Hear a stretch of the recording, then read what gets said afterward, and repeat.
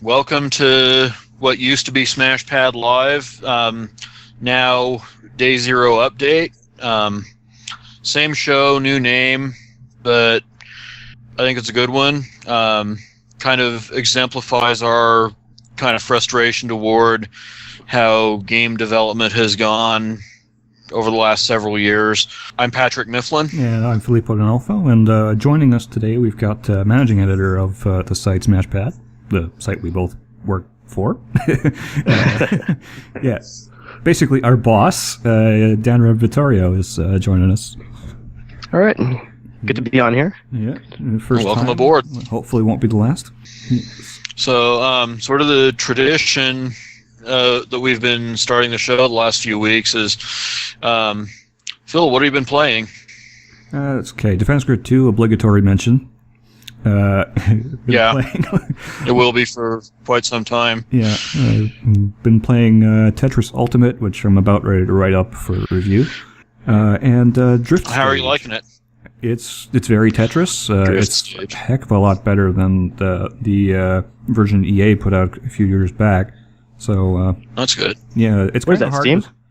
It's PS4, Xbox One that I know of. I think it's going to be on Steam at some point. Weird. Never heard of it. Okay, cool. Yeah, Yeah. Wait. So this isn't EA? Somebody pried it loose? yeah, it's Tetris Company, and let's see, Soma Play is the developer, Ubisoft Publishing. Interesting. Interesting. Yeah. So now we're just pretty soon going to have this list of companies that have gotten their hands on Tetris at one time or another. Yeah, I think it's a very long list by this point. So, what's the deal with this one? And when you get down to it, like, did they do anything really weird with it, like EA did? No, it's actually distilled back to its roots very, very much, which I'm really appreciating. There are some alternate modes, but they basically amount to time trials. There's an endless mode. There's a battle and a battle mode with power-ups, and there's going to be some extra modes available on the store, which isn't quite up yet. So, it's looking like they're paring back the gimmicks and just bringing back Tetris to its roots, which is what it should have been to begin with. So. Yeah. Well, it makes me want to pick it up now. Yeah, for $10, it's worth it. Danreb, how about you? Nothing much on my end. Let's see here.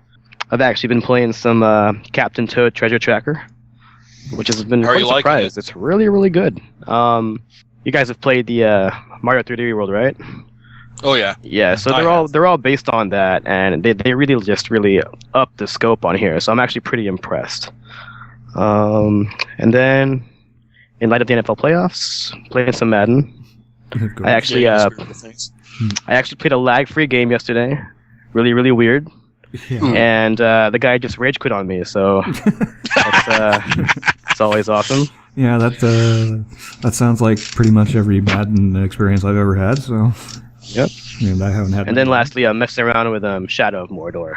Yeah, I've been hearing a lot of good things about that, and it's still on my list of games that I need to get. Yeah, I mean, it's funny. Like, I hate Lord of the Rings, I hate Assassin's Creed, but this game is awesome. So. Yeah.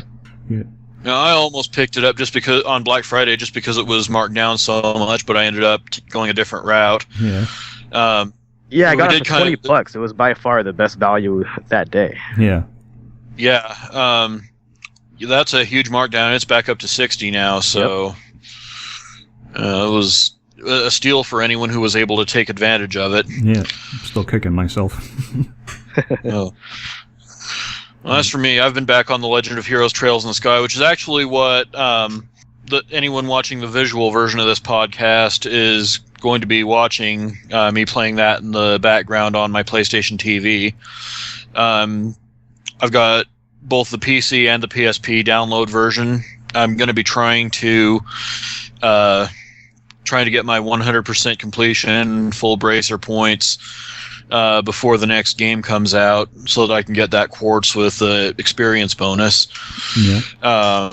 On the go, I've been playing a lot of Final Fantasy Dimensions because I recently got a new phone, and Square Enix had this awesome holiday sale that just caused me to load up said phone with RPGs. And so going back to Final Fantasy Dimensions 2 years later, after I played it on the iPad, has been pretty fun. But back to one of the games that you've been playing as well, Phil, Drift Stage. Oh yeah. How about it? Oh man, this game, when it's finally finalized and all said and done, is probably going to be, well, my racing game of the year, because I am absolutely loving the way this game feels. It's got... Yeah. It feels a lot like... So right. Yeah. A lot like Outrun 2, but not quite. You know, it's really hard to describe. You really have to play it. It looks like Outrun 2 when you're watching it being played on a stream or on a video, YouTube something. All you have to do is play one corner in the open alpha, and I posted a link to that on the Tumblr. You just need to go one corner of the demo course. It's not Outrun 2. But everything about the way this game handles, it just feels so right. Yeah, initiating drifts is very easy, but sustaining them requires a lot of finesse. Yeah, you really have to be one with not just the analog stick, but the accelerator. Yeah. It requires a level of precision that I've not really seen in arcade racing before, and this could be how Super Systems really puts their own stamp on the genre. Yeah. I'm loving everything I've played. I've logged a pretty good time. Got in under a minute 23 seconds on a lap, but I still can't beat that damn expert ghost. That's going to take some doing. Yeah. I'm not thrilled about the fact that walls are a lot closer than they appear to be, but that may just be alpha issues. It'll get sorted out. Collision detection. Yeah, but and it could also be that they were going for a little bit of an Initial D thing where the courses are really narrow. Yeah, it could be. But in Initial D, you can at least tell how narrow the courses are. Yeah, by looking at them. Yeah. It's deceptive, I would say. Yeah. But no, I'm still having a blast with it. It's one of those games you pick it up, you know what you're doing, but it takes you a long time to really wrap your head around how to do everything just right. And just like I said, it's an open public alpha right now. Yeah, I recommend anyone who has at least a passing interest in arcade racing check it out, because it is this is something special. They're onto something. Yeah, Windows, Mac, Linux, so you can pretty much play it on whatever system you got. The requirements aren't very high, so pick it up and give it a shot. Yep, and you can find the link for it not only on the Tumblr page. I might have only linked to the Windows version, but on the Drift Stage Facebook page. If you look there, you'll find it. Yeah. So definitely check that out, because this is automatically one of the we're watching it. Yeah. And we love what we've played already. Yep. Should we get on to our discussion topics? Sure. Game of the year. It's finally behind us after a rather painstaking process. Painstaking. No, it was fun. It was fun. It was fun. Yeah. So, should we start with number 10 and just work our way down? Sure. So, number 10 was Transistor on our list. I think I don't have the document in front of me, but I seem to recall a lot of us were behind this. Yeah. And the only reason I wasn't because I haven't actually played it, so it couldn't be on my list. Yeah. Yeah, it almost made my list, but there were a few parts that were just a little too boring for me, and I just couldn't put it on. Yeah. Yeah, the battle system definitely has some room to grow, and hopefully they'll work with it again in the future. But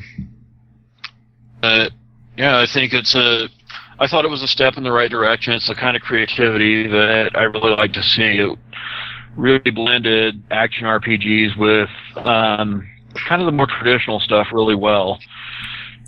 And so I had, very little problem including it on my list. Yeah. I definitely recommend anyone pick it up, give it a shot. Give Super Giant Games some love, because they're really they're just cranking out good ideas. Yeah. Move on to number 9, my personal game of the year, and something I was kind of evangelizing to the entire team. Kind of. The Legend of Heroes: Trails in the Sky. Yeah. This one actually dropped Dragon Age off of my top 10. So it's a game that really grabbed me, and I think I'm going to be playing quite a bit of that in the foreseeable future. I played a lot of it. I'm not entirely finished with it yet, but I'm getting there. Yeah, I haven't played the game yet. I did buy the game for my brother when I got his new computer for him, so he's really enjoying it. And, he's here for the holidays, and whenever he's on his computer, I can hear the music, and I'll tell you, I'm loving the music. Yeah, the soundtrack of that game is excellent. It is Falcom soundtrack. Yeah. These guys from the East series, and that stuff's really well established as high quality stuff, and this is the same team. So, if you look at some of the soundtracks that have been coming out in Japan, some of the remix stuff, it's always East versus the Legend of Heroes on all of the soundtracks whenever they do something, in a more company standing way. Those are the two franchises they zero in on, and they've got others, but that's really where they're really memorable. Yeah. And as someone who's some of the soundtracks that are to come, stay tuned because they keep up the pace. Yeah. Let's see. Bravely Default for number 7. Yeah, I'm going to have to bow out of the discussion on this one because I have never seen the game at all. Oh, man. I think one way I've described it in the past is just that it's really the game that changed both Nintendo's fortunes and Square Enix's. I think it's fair to say. Yeah. Nintendo got a hold of the North American publishing rights, and that may have been one part of the shot in the arm they received to kind of start discovering the joys of black ink again. Yeah. And then Square Enix got a new boss coming in, Yosuke Matsuda, who looked at that whole situation, Bravely Default, and the only reason that they didn't publish it themselves in North America was because they didn't think the market was here for it. Yeah. And now they're starting to wake up to the fact that people all over the world love JRPGs for what they are. Yeah.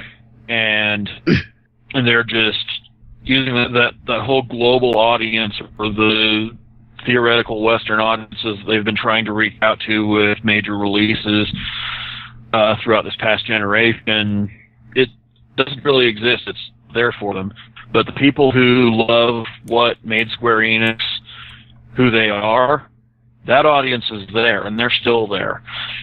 Matsuda looked at the situation and said, moving forward, what we're probably going to be trying to do is just move as hard as we can in that direction. It might sound radical, but this is going to be our strategy, and we just want to see where we'll go with it. And then over this holiday season, of course, we've had announcement after announcement, mostly Final Fantasy and Saga games, but they're clearly not done. Yeah.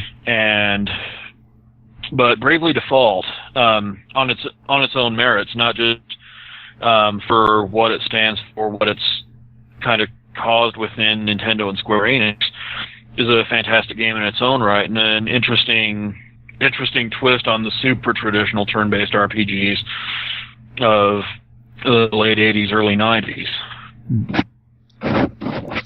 Yeah, and this was 3DS exclusive. Mm-hmm. Yep. And it really helped solidify that system as a JRPG powerhouse. Dan, are you still with us? Yeah, I'm still here. Yeah. Okay. All right, so yeah, Bravely Default.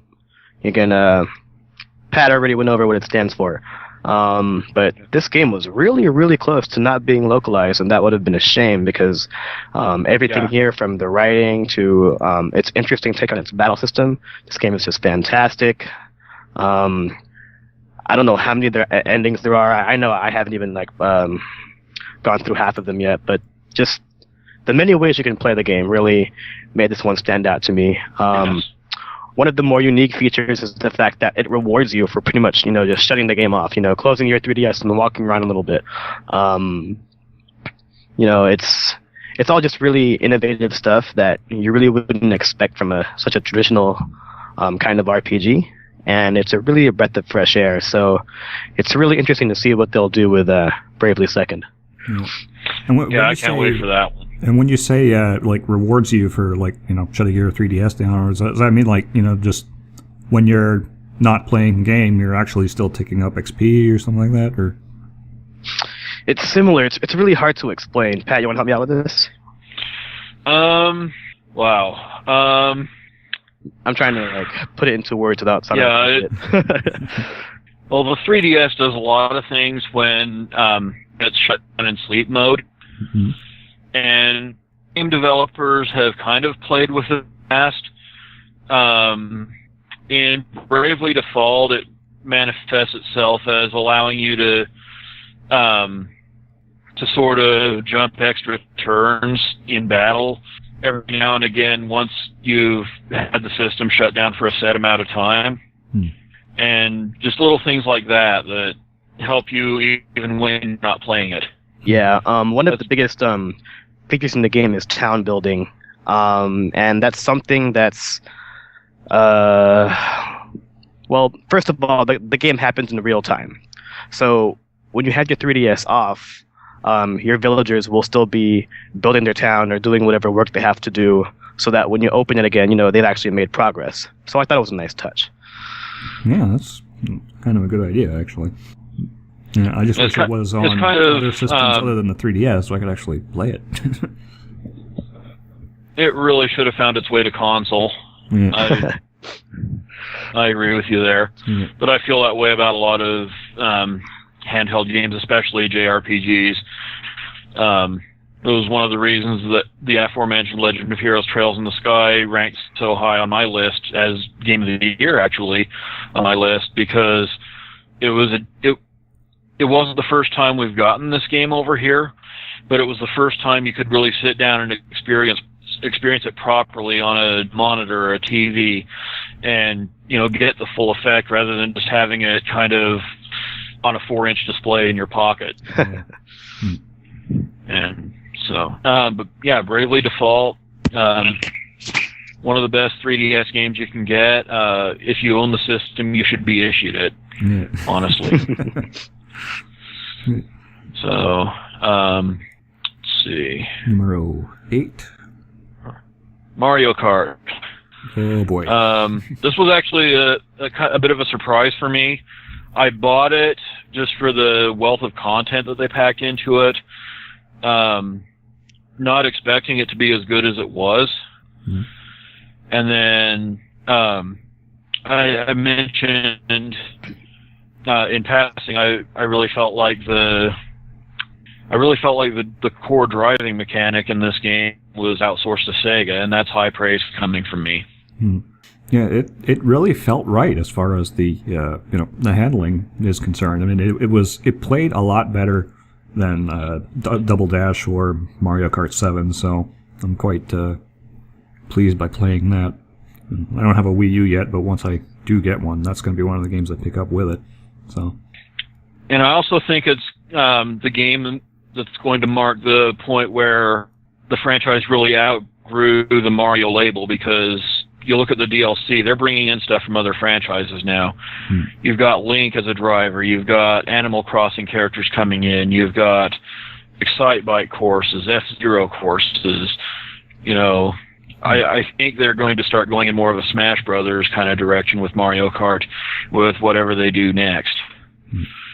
And part of it's just the wealth of content that they've packed into this one game, where they've sort of run out of things they can do with just Mario. Mm-hmm. And now it's just, that's one of the things you'll notice. They did kind of waste some roster spots on unnecessary characters that are really stretching it. But once you break past that barrier and you've got Link and you've got Animal Crossing coming in, you start to get a real sense that there's some untapped potential there.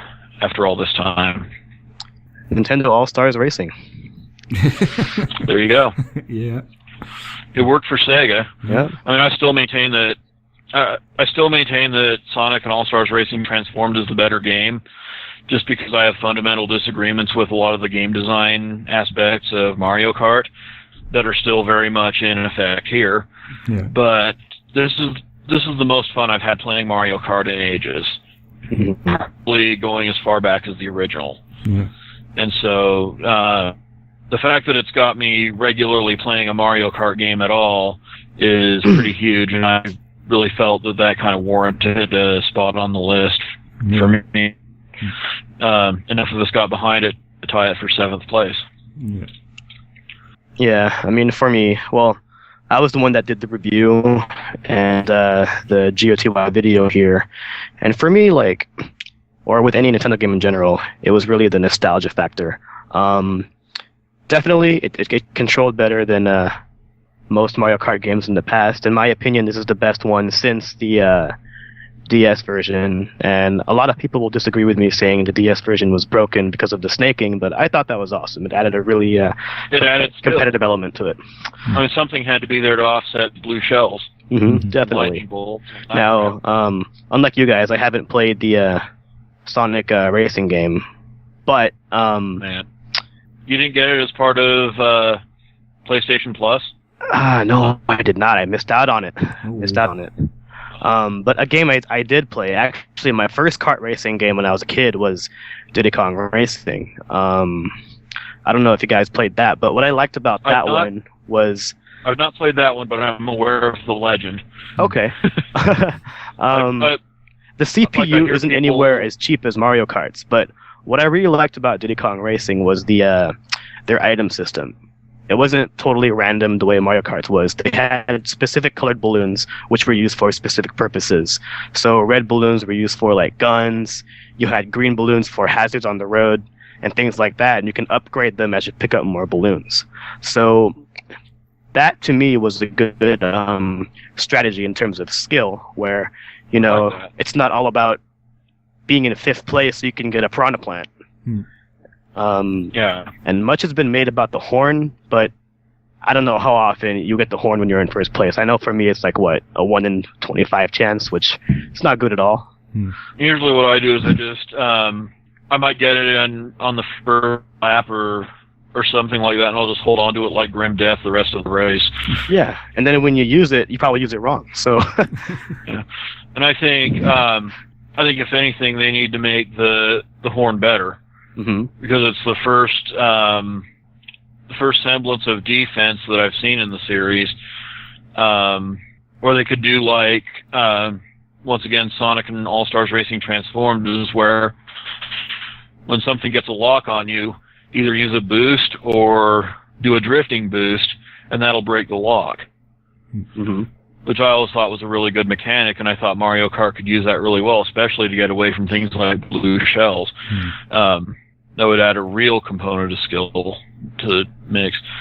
But no, I have to say I love where Mario Kart going, and plus the DLC is a really good value. I mean, for those that have seen my video, $12 for the season pass. Yeah, that F-Zero course was awesome, and if that's any indication of what F-Zero is gonna be once it eventually gets here, count me in. I wouldn't mind seeing them outsource that to Sega again either, because I thought Sega did really well with it. I mean, I wasn't too big on the 3D installments of F-Zero, but GX had a lot of really good ideas to it. Yeah. I would love to see that revisited.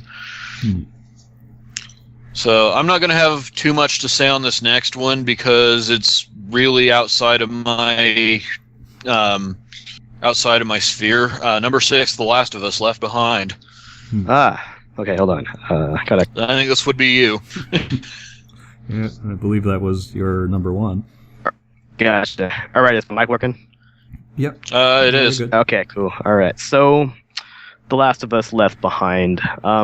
For me, last year, again, 2013 was a pretty big year for me. And The Last of Us was my game of the year for most of the year, until Mario 3D World came out.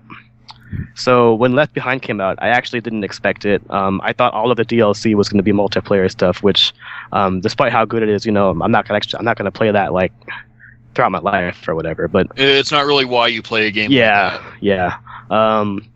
Left Behind was just fantastic. The strong point in the game is really the character Ellie, and she gives you a lot to cheer for.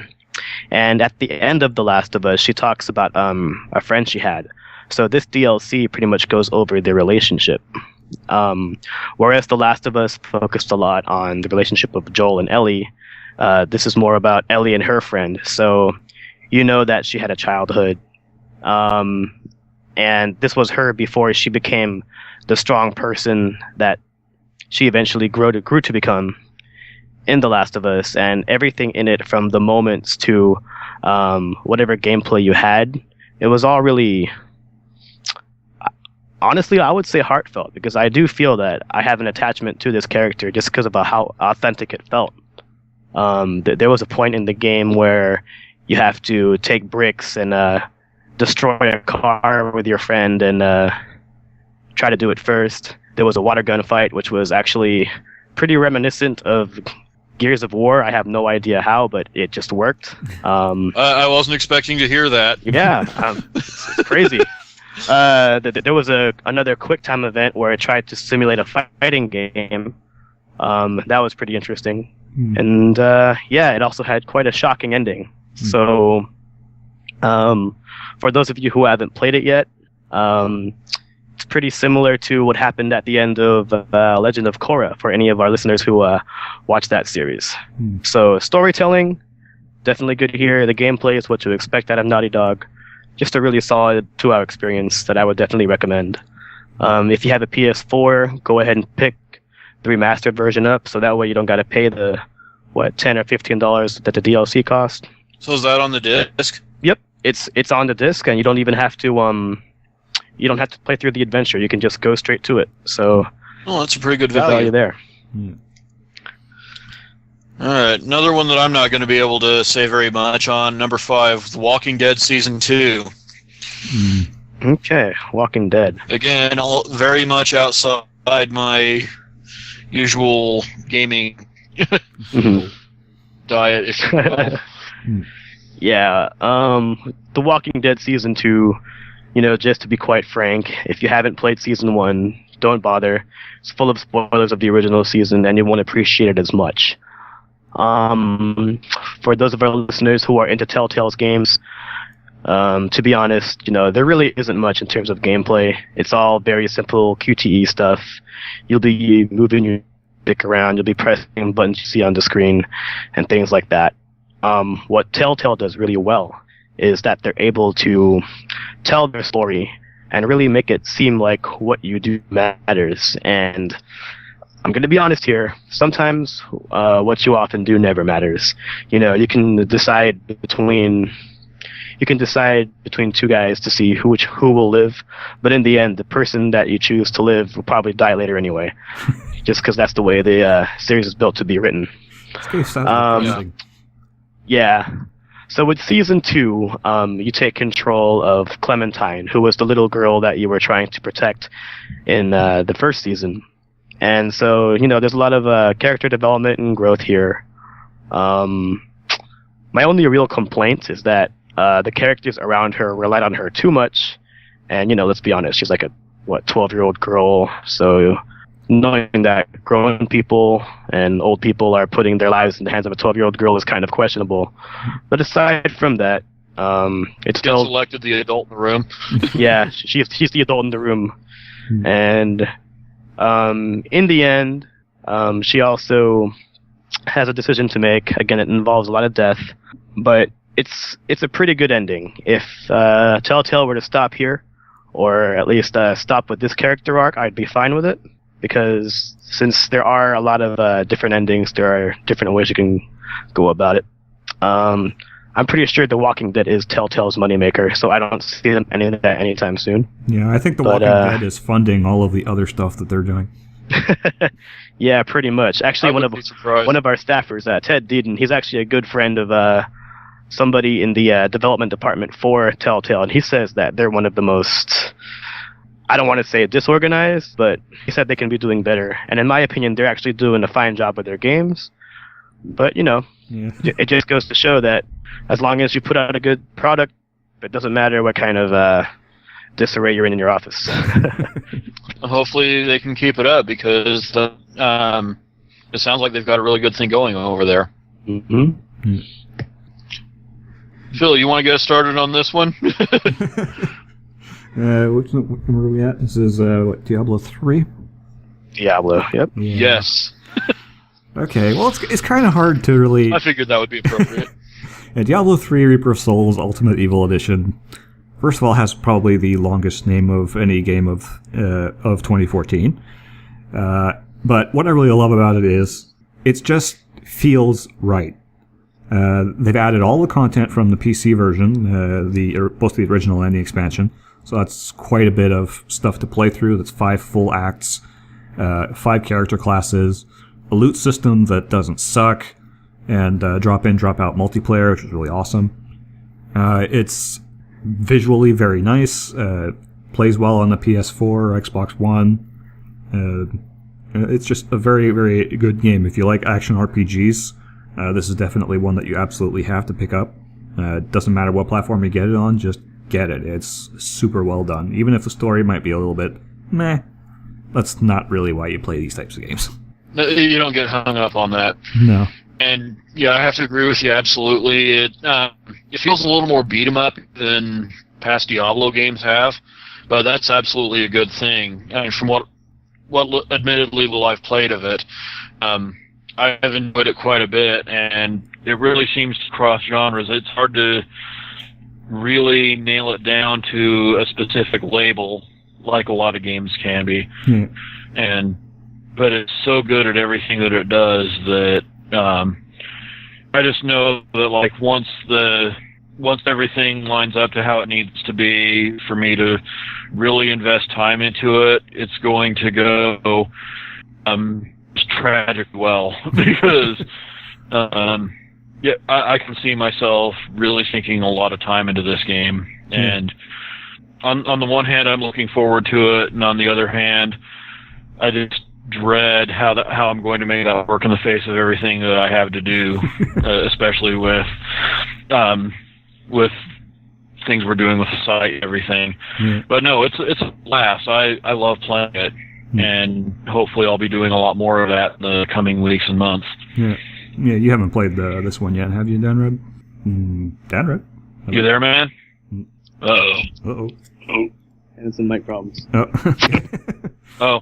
Okay. No, I have not played it. I mean, I've played bits and pieces of it, but not enough to really talk about it. Okay. Just remember, Xbox One version. That's the one we're on. Yeah, well, Chris has the PS4 version. We've got the Xbox One version. It's just kind of worked out that way. Yeah. That was kind of funny. We were going to start playing a multiplayer game for our Game of the Year videos, and Chris was going to start the game and everything, and it was, dude, we have Xbox One versions. Oops. Damn. Yeah. So that's that was one of the little hiccups with the production of this, but it was kind of funny too.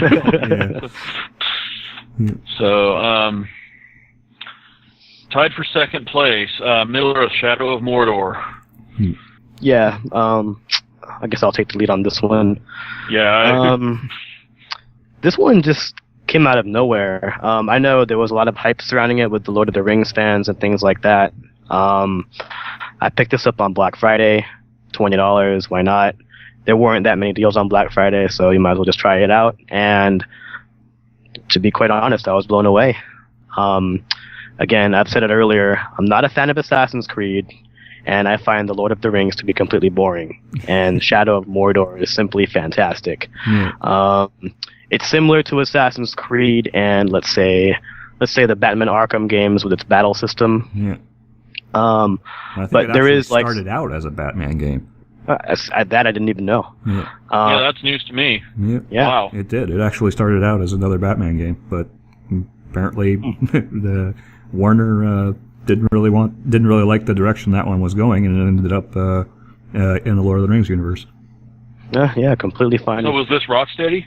No, it was WB Games. I don't know the. I think it was WB Montreal.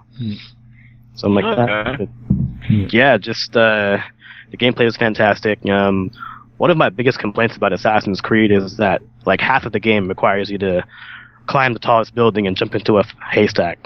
Yeah. I mean, just for no apparent I reason. fucking hate that. That's I see no reason why that happens, and just there's none of that in Shadow. It sounds like it. It sounds like it might be a real rush the first few times you do it.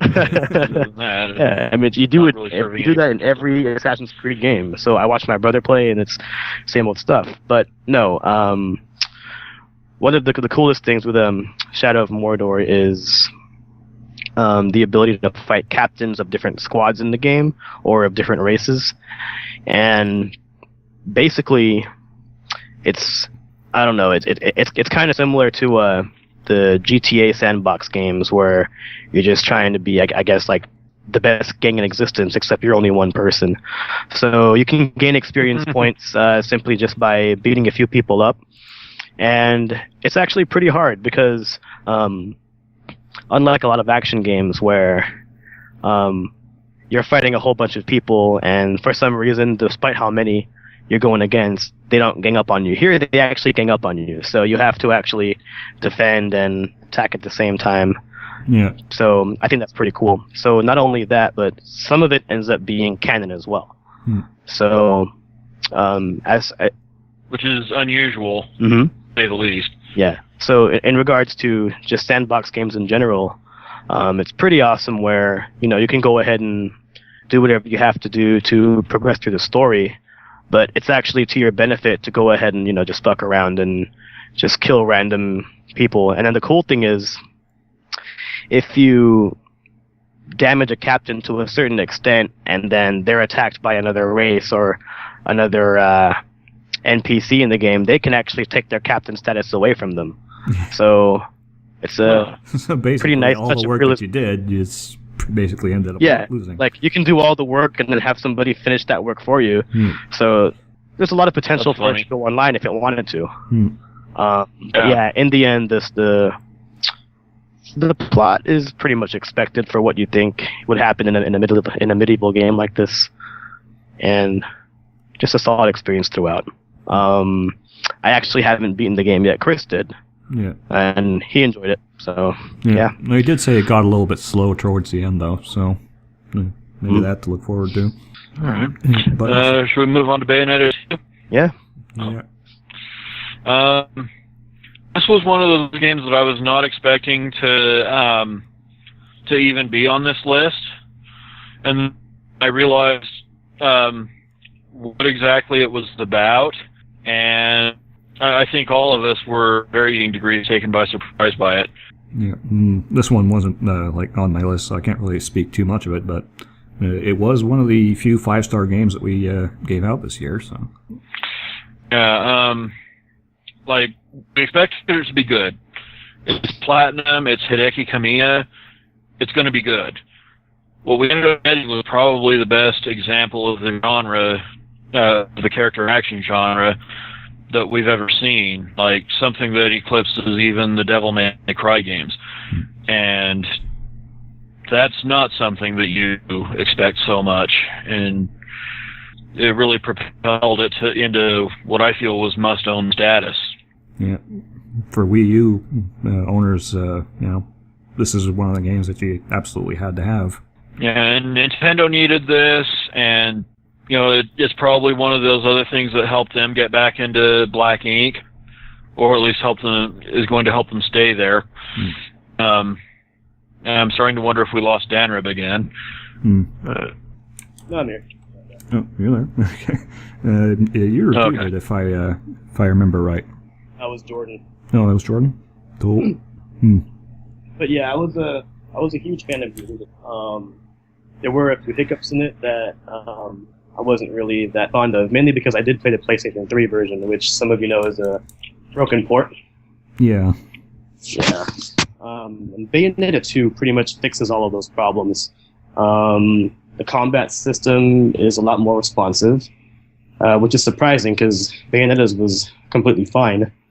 And then there were a lot of QuickTime events in the first one that really, for lack of a better term, fucked you up. Yeah. Yeah, like I'm the kind of person who will try to get an S in every level possible.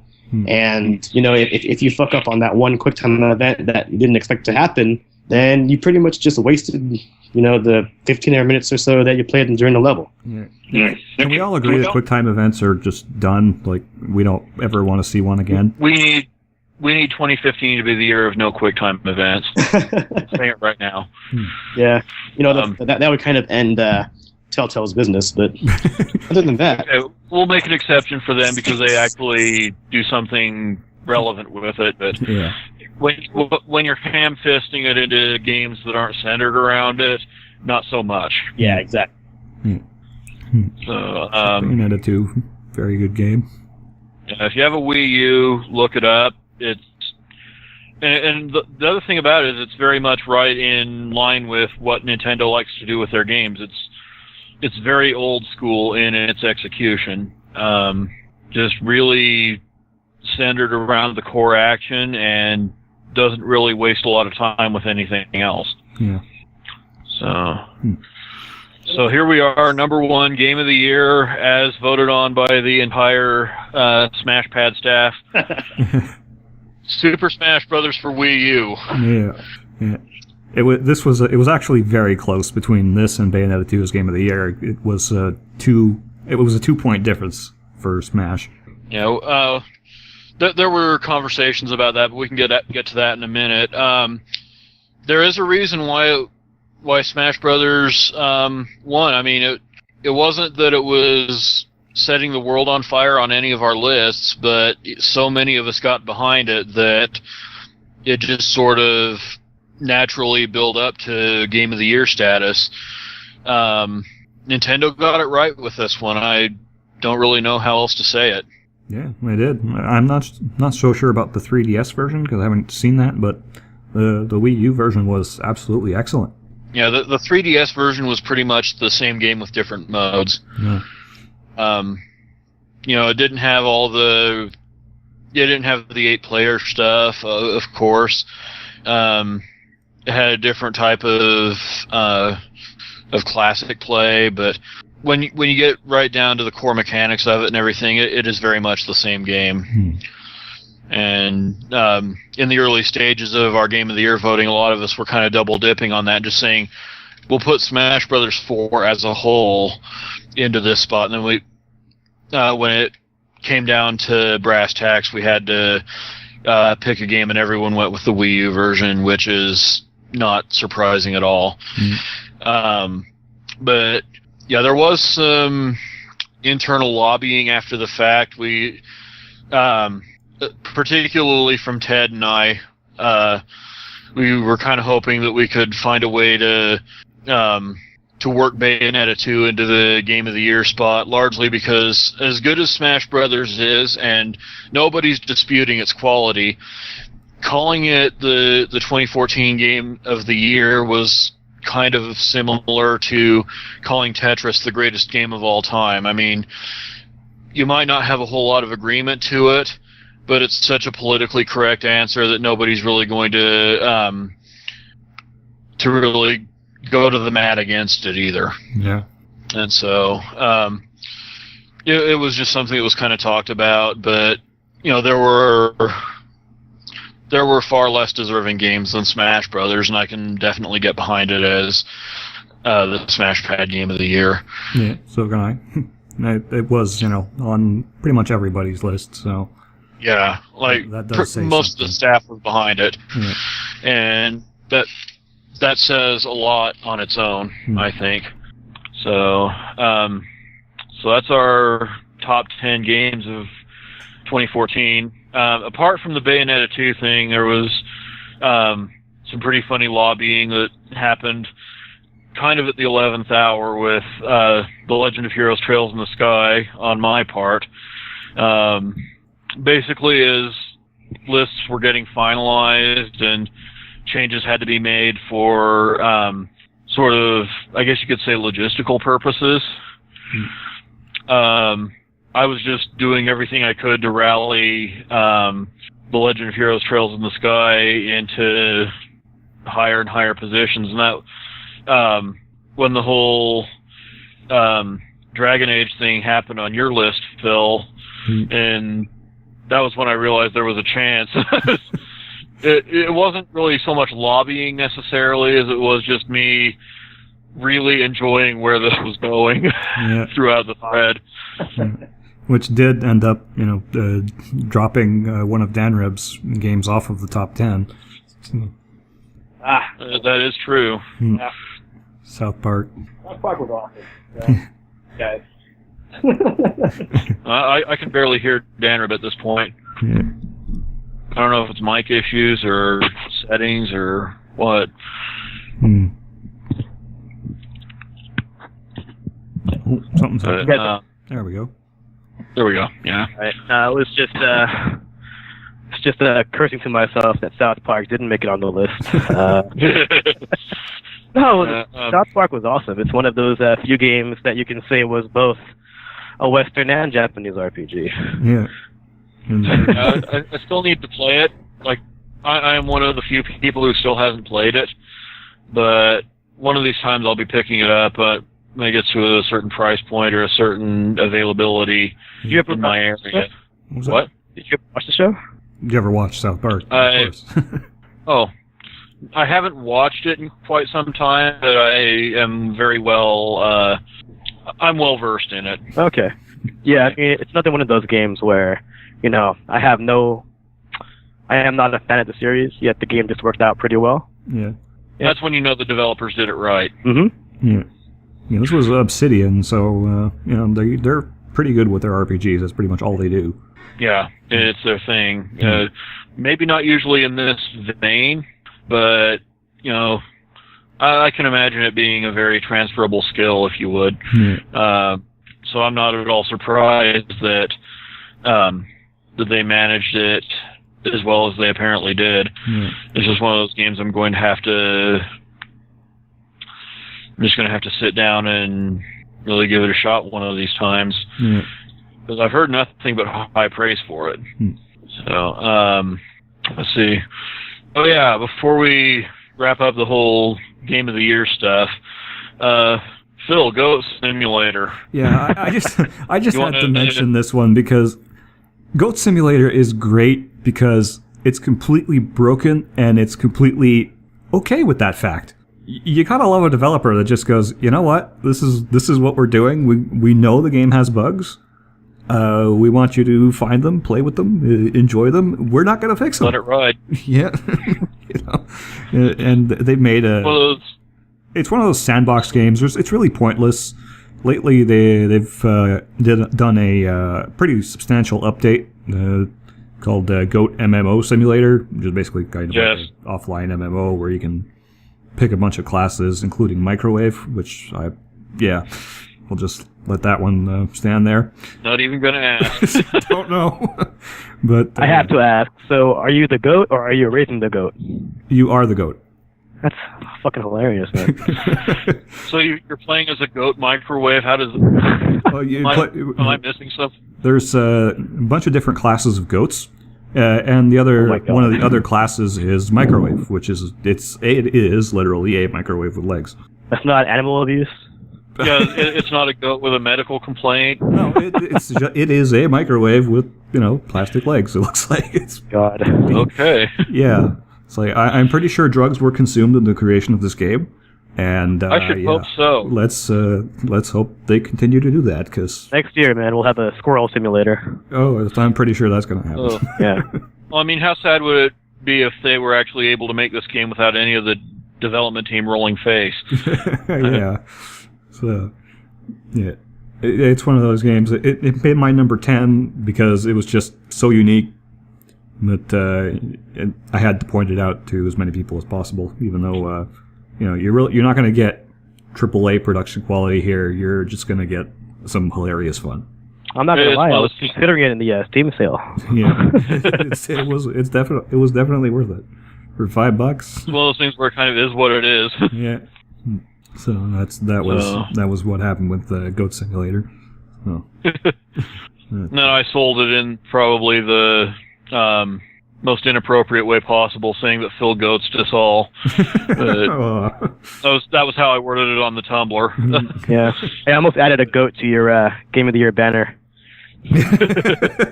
I could have wouldn't have minded that.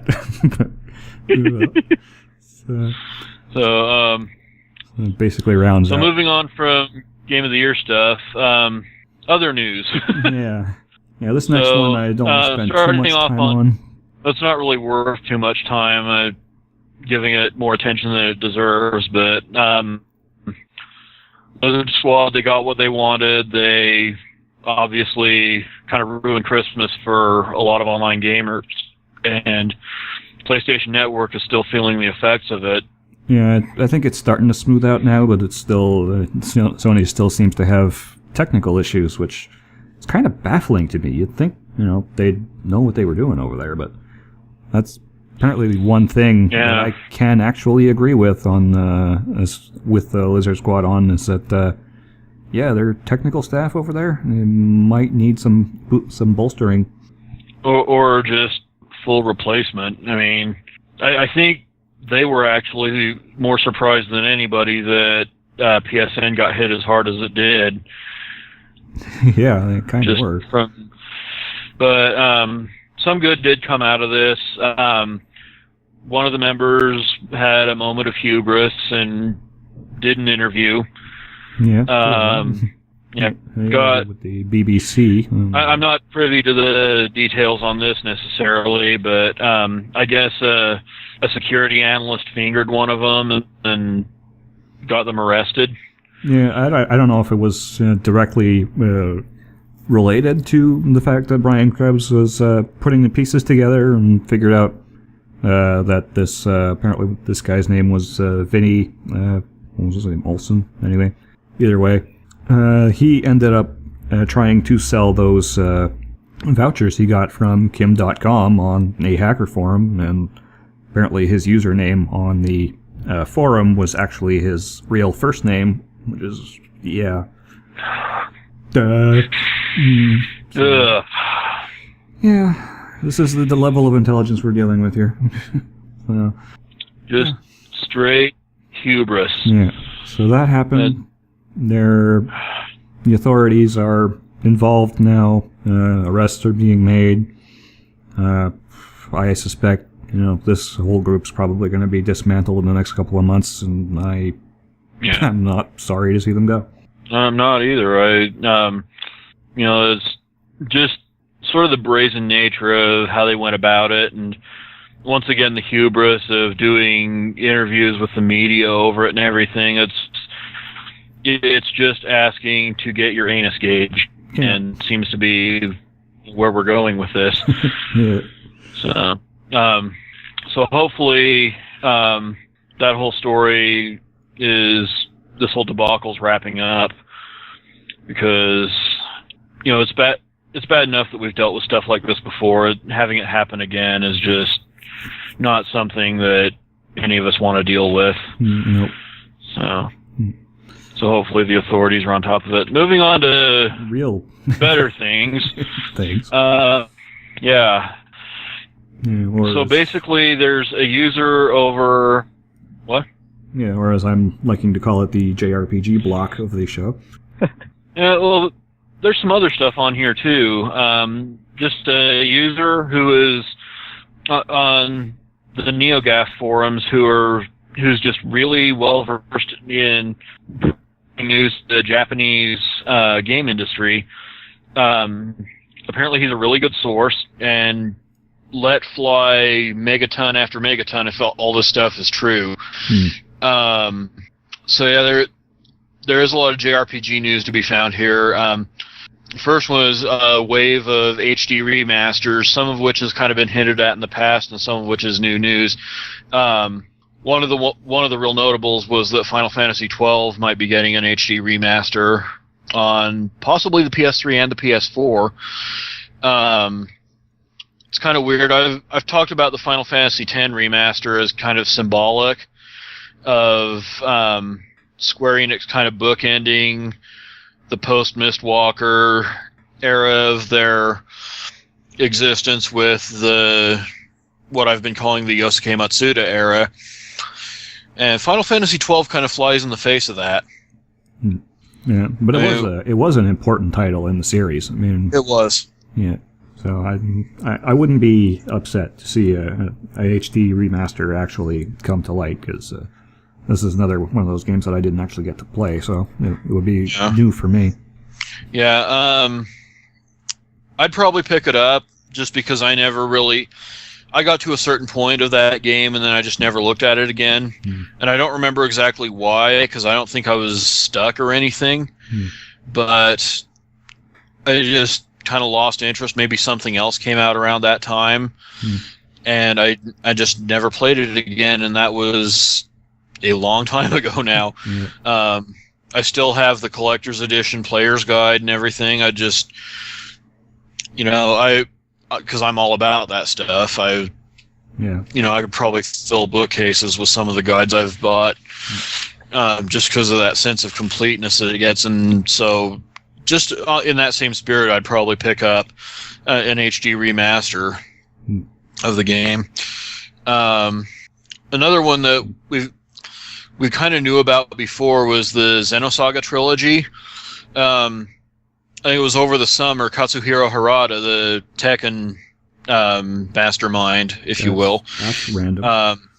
Randomly got on Twitter and just said, "Hey, we need to rally some people because we're going to try and get a Xenosaga HD collection going," which really came out of left field, but people were all on board it, myself included.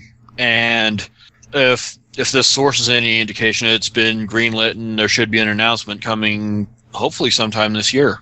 That'd be nice. And you familiar with any of these, Danreb? Yeah, I played what was the first one? I think it was Zerwil the Macht. Yeah. Yeah. Played a little bit of that. I did finish it. At that time I was just divulged into JRPGs. That was such a good time to be immersed in them that it was just good game after good game after good game. Yeah, and Xenosaga has actual challenge, so it's something good to get into. Oh yeah. There's no hand-holding in the Xenosaga games. No. No. But that's part of what makes it so good, is it will challenge you. It will push you, even if you consider yourself a veteran or even an expert in the genre. Yeah. Who's the it will test you. Publisher now? What? Is it still Namco? Xenosaga has been retained by Namco, just like Xenogears was retained by Square Enix. Got it. And now the company is with Nintendo, and we have Xenoblade. So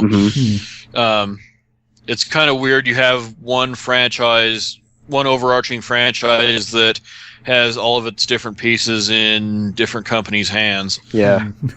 These guys need to talk to each other. Yeah, very unique, very weird situation, but at the same time, it's kind of cool. Yeah. And of course, every company that has a piece of the pie has been putting their own spins on it, and it's just been a lot of fun to see.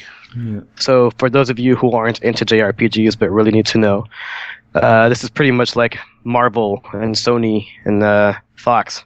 Yeah, it's kind of that situation. That's a really good way of putting it. Yeah.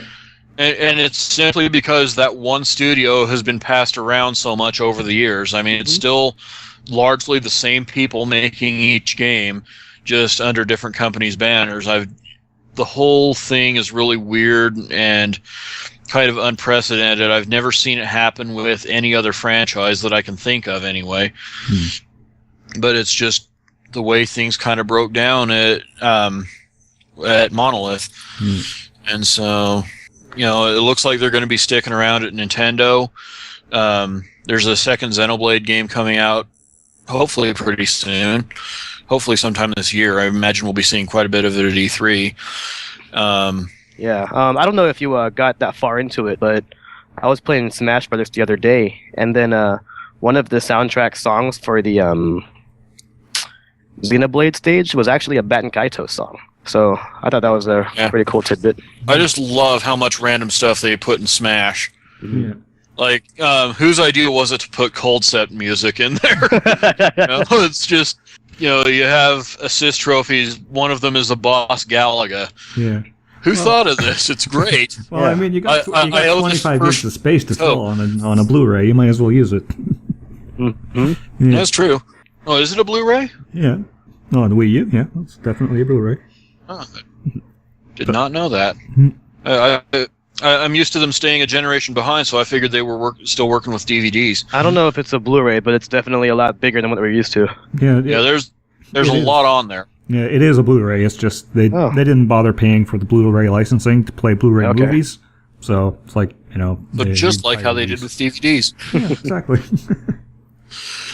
All right, and then as far as other HD remasters go, the source is not well versed in the Dragon Quest series, but apparently there's an older Dragon Quest game that's kind of in the pipeline for this. I want to say Dragon Quest VII, because that would be the one that really would lend itself best, and it seems like Square Enix is in the process of repurposing every single entry in the series, or repackaging it, if you will, in the same type of line as 8, 9, and 10. And if you look at the stuff they're doing over on Android and iOS, the mobile platforms, they're going back and they're really doing whatever they can to make those older games fit in with the newer ones. And to me, I think Dragon Quest VII would be an ideal fit.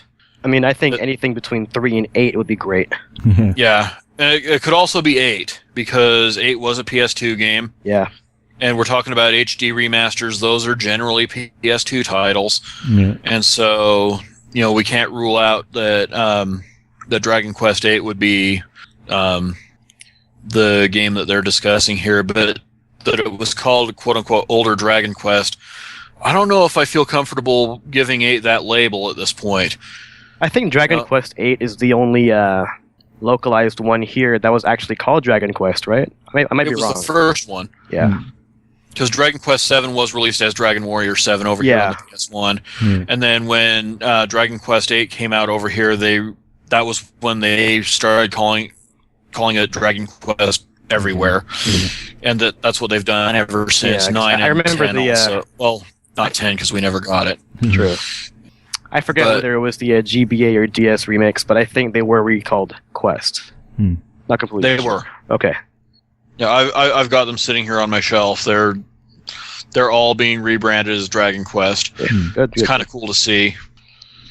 So, in addition to HD remasters, we're also kind of seeing a rumor about classic revivals, like kind of what was going on back in 08, 09, where all these old franchises were being brought out of mothballs when we got NBA Jam and Mega Man 9, and I guess you could put I don't know about that, but I was going to say Mortal Kombat 9 in the same category, but I'm not sure I'd go that far. There have been no specific names thrown around, but keeping that kind of momentum going. I loved what was going on, during that whole phase with Mega Man and NBA Jam, and NFL Blitz was in there. It was just good seeing all those franchises come back. So if companies want to start doing that again, I would completely be on board. And the source in question said it's PlayStation and otherwise, so it sounds like anything goes with that. Yeah. There's a lot of old PlayStation franchises that could be brought back. Definitely. Yeah, so stay tuned. I think we're in store for a very, very interesting E3, much more so than usual. Yeah. Now that we're 1 year into the console's life, we're going to start seeing all that software just start hitting home. So yeah. So getting into more specific stuff, another item on this list was Suikoden 6. Apparently, if this is true, it seems like the whole movement to get Suikoden 2 on PlayStation Network was kind of news to Konami somehow that the franchise is popular. Yeah, apparently Konami hasn't been paying attention for the past few years. Yeah, I'm not a big fan of those first two games myself, and that's kind of been well documented in my online discourse throughout the years, but I think it's interesting that, like, if this is true, like, that people, maybe Sony went to Konami and said, hey, we've got this frothing demand for Suikoden 2 on PlayStation Network. Can you license this to us so we can make it happen? What, really? People want that game? All right, here you go. Hey guys, selling quite well. Yeah, hey guys, Suikoden's doing really well. We should probably make another one. Yeah, I'm pretty sure that Weird. was probably the discussion that happened. That's damn it, we already outsourced a team. Yeah, the source at NeoGAF said the development is just now getting underway. Don't even expect an announcement formally until 2016. Fine with me. It sounds to me like that's exactly the situation. This was news to them. It blew their minds, and they realized, we need to make something that isn't Metal Gear or Castlevania. What could it be? It's like, huh. Wow.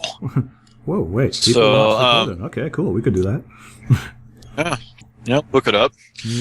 So that's kind of weird how that seems to have come together, but if it's true, I mean, I'm all for it. I love the later games in the series, and more importantly, it seems like publisher after publisher after developer is just lining up to put that big JRPG stamp on the PlayStation 4 the moment they had the chance to do it, and they're really wanting to make it live up to the PlayStation name, which is good because I think they kind of dropped the ball in that regard with the PS3 when it wasn't entirely clear what that system was trying to be until much later in its lifespan.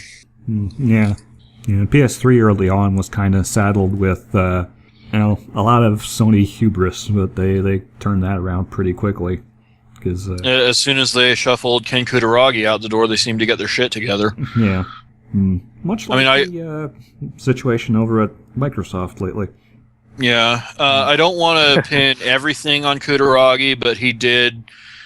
He put a lot of millstones around the PS3's proverbial neck, and I think he was the party to blame for a lot of its woes, if not the whole list of them. Yeah. But I'm glad they pulled it together masterfully, and in the end, it became very much a PlayStation. I've been quite thrilled with it, since. But it sounds like they're going to have no such issues with the PS4. By all indications,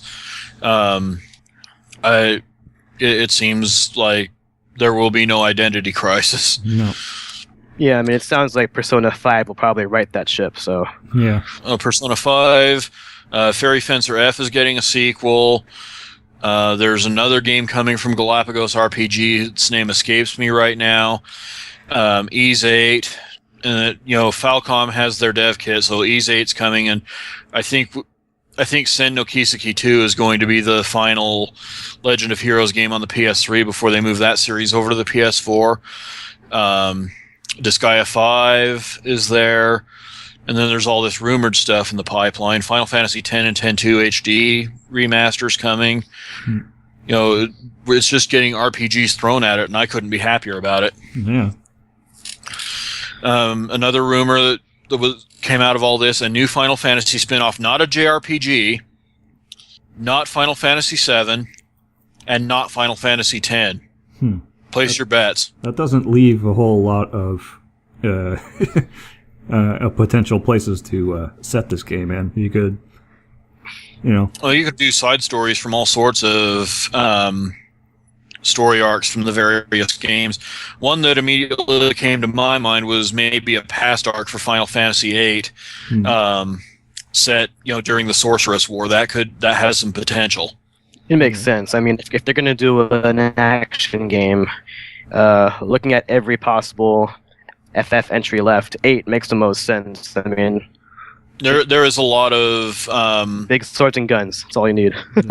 yeah, and there's a lot of uncharted territory with that game. I mean, Yeah, I mean, You know, 8's fan base is ridiculous, so I wouldn't be surprised. yeah. Another one that I had thought of is possibly a single player game set in Vanadiel or Eorzea. You know, one of the MMO worlds. Yeah. Well, Get some more mileage out of those. 14 is doing right now, I think that may be likely. Yeah. Yeah. I mean, you could also take the Evalis route, but There's a series. I think that was kind of their whole thing about 7 or 8 years ago, and it might not stick necessarily. But we'll see. I mean, it's something I'm very inclined to keep an eye on just because of all the places they could go with it. But yeah, it was one of the more peculiar rumors to come out of this deluge. Yeah.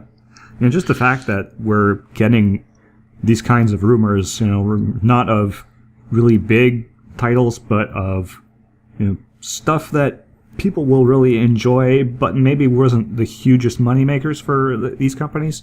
It's it's companies taking risks, and I'm all for that, especially if that's the direction they want to go in the next couple of years. In Square Enix, during their heyday as separate entities even, they were doing a lot of stuff on the side. It wasn't all Final Fantasy Dragon Quest. Yeah. They were doing plenty. Oh, yeah. Star Ocean. That was how we got Seiken Densetsu. Yeah. Chrono Trigger was kind of a side game that just kind of took on a life of its own. Yeah.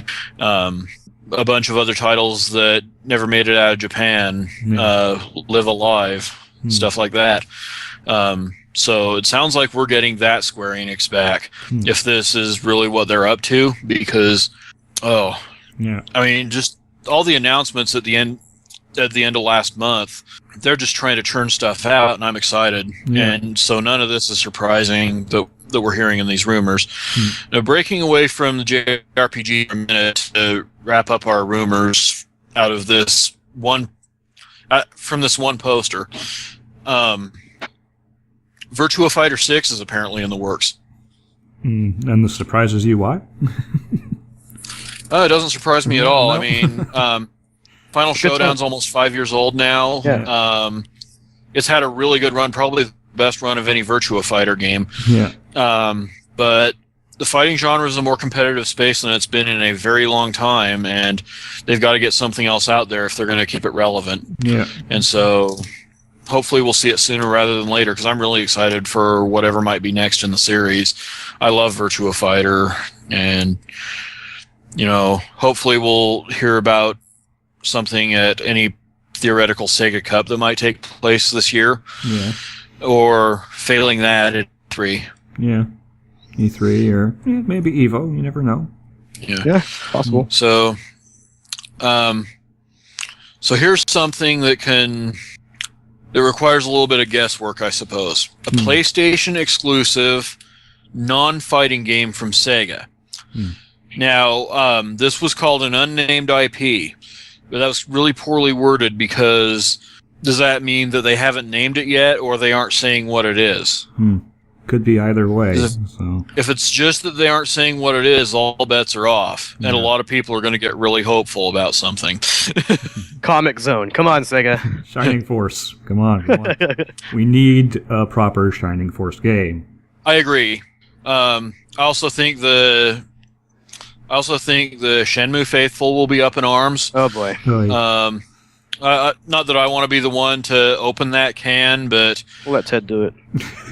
Yeah, we'll just drop that one on him. Yeah, I mean, 80,000 views right there. Yeah, that would go viral. It'd probably double our lifetime hits. I don't know how he does it, but yeah, those are just kind of some possibilities. Another one I would love to see would be a proper Phantasy Star 5. Yeah. We're on the topic of franchise revivals. How about going to Phantasy Star and moving away from this multiplayer action RPG stuff and go back to the series roots and make a proper turn-based RPG. Yeah, back to what it was. On the modern platforms. Yeah. Well, you gotta imagine that folks at Sega are looking at what's happening in the on the PS4 and on the PC with all these Japanese RPGs coming over and doing pretty. They got to get their piece of that. It's like, we have a few RPG franchises we could bring back.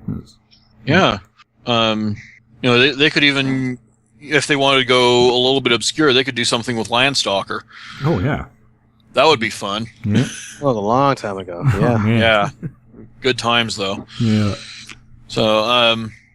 So moving away from these rumors now, getting back into things that are happening, or at least are showing signs of happening. Actual concrete signs of happening.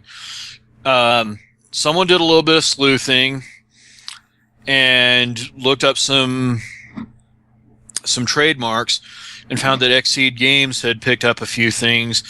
Most notably on the list, one was The Legend of Heroes Trails of Steel, yeah. which all indications are that this is a localization of Sen no Kiseki on the PS3 and the Vita. Mm-hmm. There's a song in there called "The Glint of Cold Steel," and the Sen from the Japanese name could actually translate as that as well. So that would be pretty huge, even if it kind of implies that the games might be released over here out of order. But just the fact that it's more Legend of Heroes was that the sound of somebody hanging up? Or, oh no, no. I thought I heard something in the background, a Skype sound that I've just been dreading since earlier. But it's more Legend of Heroes, and hopefully we can edit that out later. It's more Legend of Heroes, and if you've played Trails in the Sky, then you know that's a very good thing. Yeah. Another item on the list that was kind of surprising was Xanadu Next, which is a fairly recent sort of distant relative of the Legend of Heroes games. They both trace their roots back to the old Dragon Slayer series from the 80s. But the one that people probably know the best would be Faxanadu on the NES. Yeah. And seeing this one come back, it's an action RPG, looks fantastic. You can find video of it on YouTube already. I would love to see them bring that one over. It would fit in really well with some of the stuff that they've got going on at the moment, with Brandish coming sometime soon, vaguely, kind of like Trails in the Sky SC. Yeah. They really seem to be making the most of Falcom's catalog to build their own, and I'm loving it. Yeah. So there were a couple of other items in there, but those seem to be the two really big names that jumped out. Also, the PC JRPG movement is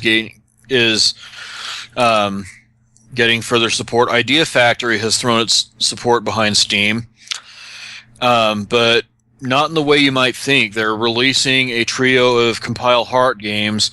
The first two Hyperdimension Neptunia titles originally from the PS3, later remade on PlayStation Vita. And then Fairy Fencer F, which is one of the really understated games of last year. Kind of took a team built on a foundation of the Hyperdimension Neptunia team.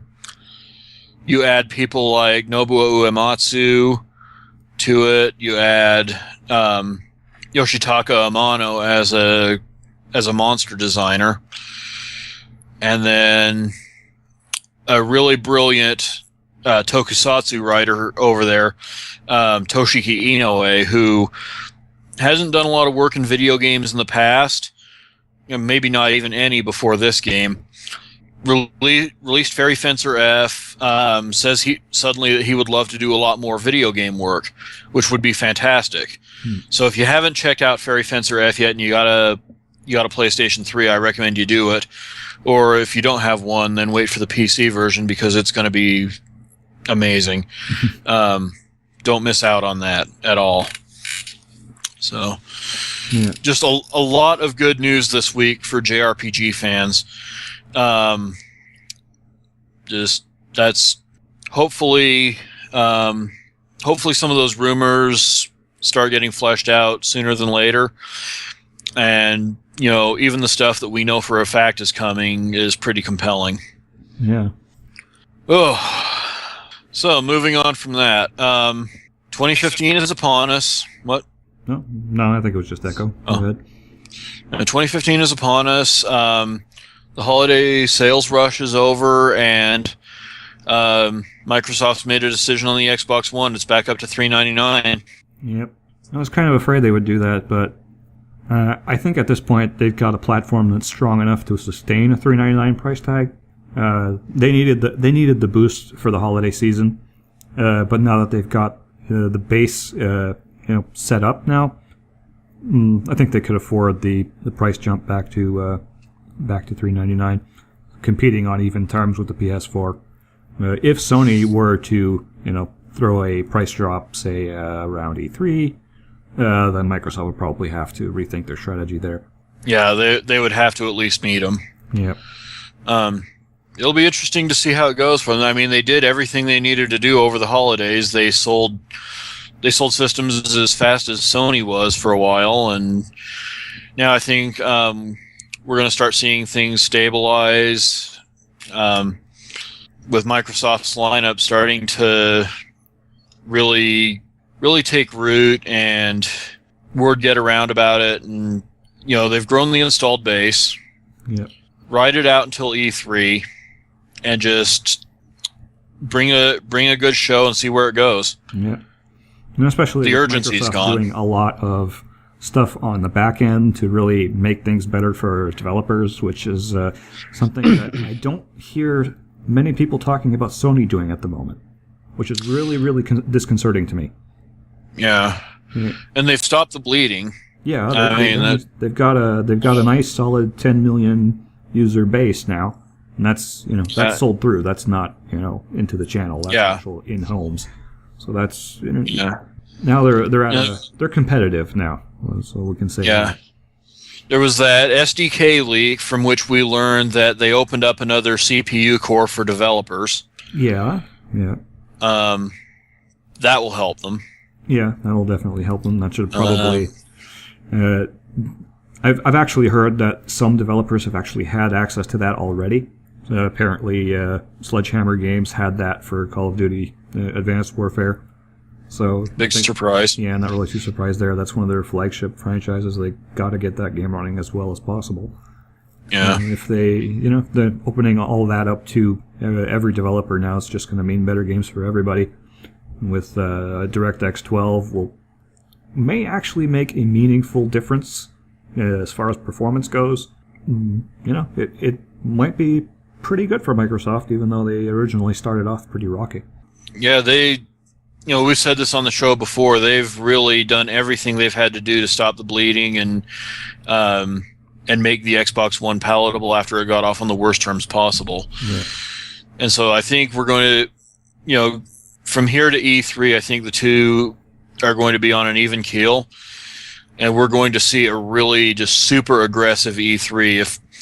If Sony snapping up Street Fighter is any indication, this is going to be a knockdown, drag-out console war. Yeah. Kind of like 16-bit without all of the immature acrimony. Oh no, we got plenty of immature acrimony to go around. Yeah, well, I mean, still got the people, the frame. Well, they're there, but yeah, I don't know. It still feels like back then it was a completely different level. Yeah. You don't have your Genesis does what Nintendo adds. You don't have anyone flickering Nintendo sucks on an Xbox demo reel. There's none of that going on, and that's kind of the stuff that a lot of people, I guess, got into it back in the day. I always thought it was kind of irritating, annoying. But in contrast to that, the Street Fighter news came down, and you hear from Phil Spencer talking like, I'd love to. I think it's good, healthy competition. Let's see what we can do to answer it. I think that's the right way to handle it. Yeah. Really. And so, whereas back in the early to mid '90s, someone in his position would have probably just thrown a fit and made comments. It was a different time back then, though. I mean, it's true. But back then, Sega was basically on the verge of bankruptcy. Yeah. They didn't have a long time to go, and when Kalinske came in, he basically had to right that ship and did whatever he had to do. Live by the sword, die by the sword. Yeah. Nintendo was just so dominant at the time. They really had to fight for every inch of ground that they got, and it's a good story. It was just kind of annoying to be there at the time. I recommend a good book called Console Wars by Blake J. Harris. If you haven't read it, it's a lot like I know you read Game Over, which was more the Nintendo side of the thing. Yes. This is more along the Sega side of the things. The Sega version. Yeah. And isn't there a movie in the works? Yeah, there's a documentary and also a feature film in the works. Yeah, I have the book. I haven't opened it yet. Yeah. Definitely worth reading. What were you saying, Danreb? I was saying I have the book, but I haven't opened it yet. Yeah. Oh, man. Do it. Do it. Got to. Yeah. So what are you guys actually looking forward to in 2015? Oh, man. Well, we've already been over Drift stage. Yeah, we won't. We'll both say that's definitely high on our lists. Just download the alpha, and you'll either get it or you won't. Yeah. And it is one of the most cool things you've ever seen as a game. Yeah. For me, obviously, the Legend of Heroes Sky SC. We've had the first game over here on the PSP for going on 4 years now. 4 years is a long time to live with the cliffhanger that game ended on. And so to finally get closure to that in English, I've already played a little bit of SC in the Japanese version on my PS3, but to finally get full disclosure on it and to really understand and know what's going on, I can't wait for that. How about you guys? What do you got? Danreb, you wanna? Yeah, to be honest, it's not really much. I think number one on my list is probably the Star Fox game coming out. Agree with you on that. Yeah, Miyamoto has already gone on record to say it'll come out before Zelda. Yeah. So that's a pretty big deal there. Kind of a megaton unto itself. Yeah. Well, he kind of also subtly basically said, laid out the release schedule for, those three games. Mm-hmm. Very vaguely, but he did. Yeah. Yes. And then I also have Crackdown as well as Bloodborne on my list. We don't know much about either of those two yet. Yeah. I actually just played the other Crackdowns a few weeks ago, and I was impressed. So can't wait for the new one. Yeah, I thought Crackdown 1 was better than 2. Yeah. Mm-hmm. And then I also have the Phantom Pain on my radar, as well as Mirror's Edge 2. That pretty much rounds it out. Yeah. Did they say that Phantom Pain is 2015 for sure? I mean, they're looking at it as a 2015 release. I wouldn't be surprised to see a delay. Yeah, I was gonna say, it sounds like one of those situations where things can go horribly wrong, but I haven't been following it closely enough to know if they'd committed to anything or not. Mm-hmm. So, I would guess holiday 2015 will probably be where they're going to release. Yeah.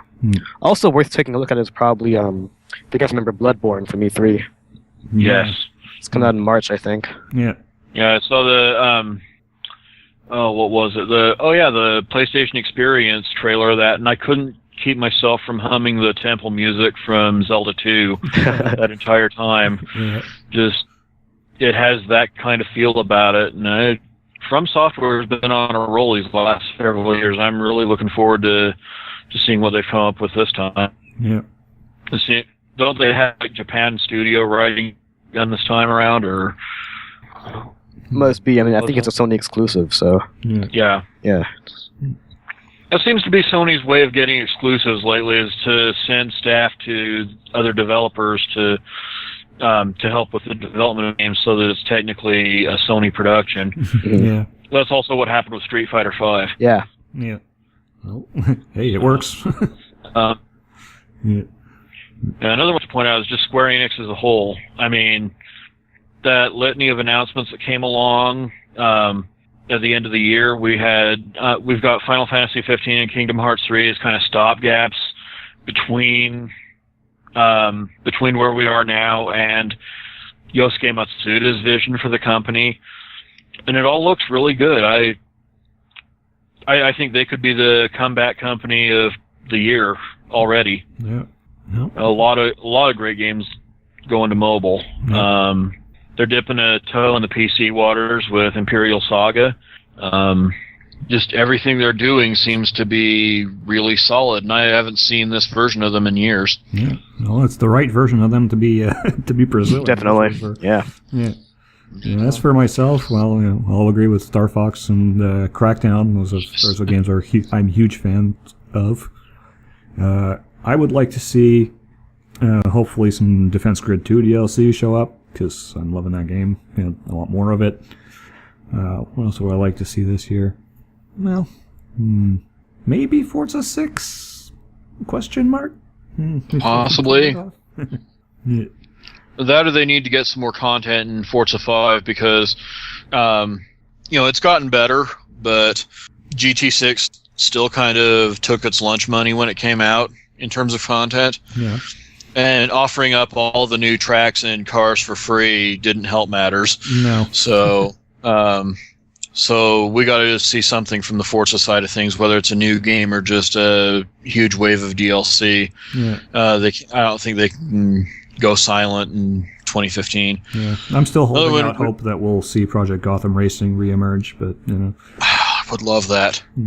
That would be absolutely brilliant. Yeah.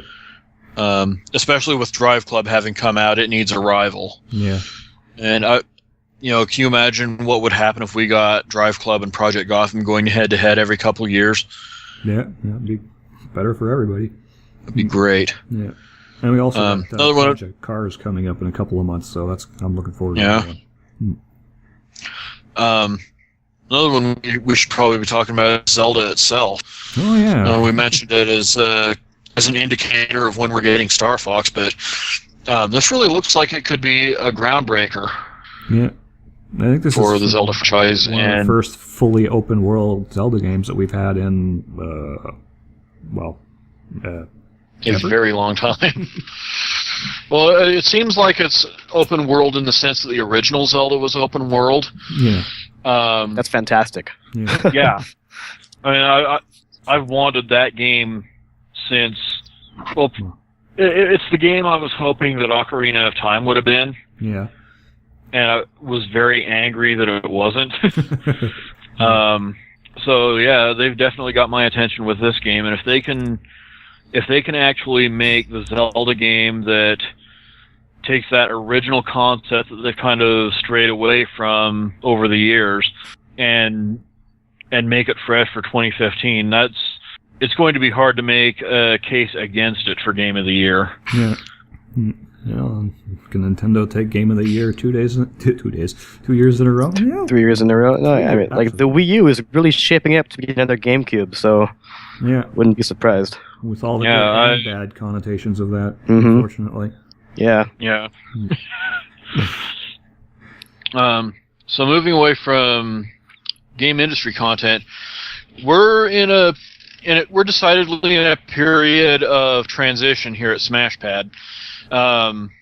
Kind of stepping up on the podcasting and almost television production nature of it. So we've definitely got big things coming for you this year.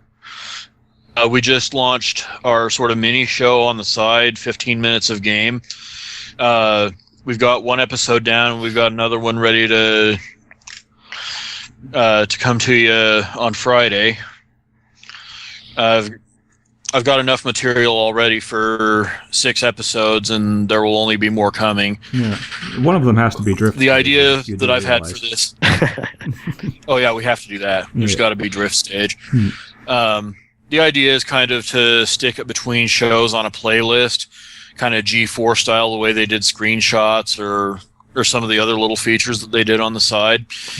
Yep. G4 is kind of the model that we've been looking to, and 15 minutes of game really exemplifies that probably better than anything we've even got in the works. I'm hoping we can get a couple more shows going, hopefully by the end of the month. I've got something else in the works that's, it's no secret that my gaming tastes are kind of peculiar, and at times that manifests itself as just straight up not feeling games that otherwise are really super popular, critically acclaimed, and all that. Yeah. So I'm kind of planning on doing a series that's just me playing through these really revered games that I just don't care for, and kind of sharing my salt with the world about it, but at the same time, passing along what at least I feel is valid criticism. Yeah. So hopefully that will be as entertaining as it has sounded. Yeah. Pat plays Call of Duty. Yeah, we will have to get. I'm not that much of a masochist. I've got ideas for the first season of it. I could start with the first 2 Suikoden games, going back to that topic, or Ocarina of Time, which we just talked about. Final Fantasy VIII was one that was super popular that I couldn't stand. I've developed a sort of tolerance for that one over time, only because games that have come out since make it fit in better with the series than it did when it came out. Oh yeah. But if I happen to get to a point in the game where I have to stop and draw a bunch of spells, and we'll say for the sake of argument that I've been drinking a little bit at that point. Yeah. Profanity will probably stay tuned. Yeah. So hopefully I can make it as entertaining as I think it'll be. Yeah. At the very least, I'll feel better. Worst case scenario. Yeah. Hey, get it out there. But yeah. And of course, we're still going to do the written content on the site. I mean, that's not going to change. Yeah, it's not going away. Yeah. But at the same time, we're kind of taking the approach that we can't live on that. We can't go to the next level as a site if all we're doing is writing reviews and the occasional editorial piece. So we're taking this step into, I guess you could say, internet TV in hopes that it can really build SmashPad as a whole. And I would love it if by the end of the year the site is completely unrecognizable from what it's looked like up to now. I think that would be a worthy goal. Yeah. Either way, we're gathering equipment. We're putting stuff into production. Exciting things are happening. Yeah. This is the most excited I've ever been since I joined the staff almost 10 years ago. God. Wow. Yeah, we've been doing this a long time. We've been here a minute. Yeah. So stay tuned for that. And does anyone else have anything they want to add? No, I think we pretty much covered everything we wanted to cover. You, Danreb? Yes. Hello? You hear me? Yep. Yeah. Yeah. Yeah, SmashPad's gonna have some changes this year. All of them good. I mean, in the end, whether or not we become as big as we hope to be, This is still a portfolio piece for most of us. This has been a huge stepping stone for a lot of current gaming journalists. Yeah. And going live, going digital, going however you want to put it, it's just gonna make us better in the end. And all the stuff that we've been doing for Game of the Year, as simple as it may be, is actually quite solid. So expect to see even better growth over the coming months. Yeah, we got to start somewhere. And... the way I think of it is, by the end of the year, we'll know what we are. Yeah. Mm-hmm. We'll know whether this is going to be a fully sustainable thing that's going to build itself up to a point of prominence. And it's like I said before, the model that I'm looking at is G4. The old G4, by the way. They just old G4, not the Comcast property Spike wannabe bullshit that it turned into, but old G4, the TV for gamers. Yeah. I really want to follow that model and fill the gap that was left when G4 unfortunately reinvented itself, and see where it takes us. Mm. We've got the people, we've got the talent, we've got the interest, the passion is certainly there. Mm. Production equipment, we're getting there. It's just, let's see where it takes us. Let's see what SmashPad can be. Yeah. When we really when we really commit ourselves to that change. Yeah, I mean, that being said, to our valid listeners, we're always looking for new talent, whether it be in editorial, whether it be in web design, whether it be in, just video being a crazy gamer. We'll take you in. We'll find a place for you. Yeah. You want to go on Twitter? Just post Twitter. Podcasters, or even if you've got an idea for a show that you'd like to be a thing, whether you want to be a part of that or not, pitch your ideas, because we'll listen. Yeah, we'll listen. We're very receptive to that kind of advice. We want to make the content that you want to watch, that you want to listen to. So, come at us with what you want to know. We'll see what we can do about making it happen. Mm-hmm. You want more Drive Club? We got more Drive Club.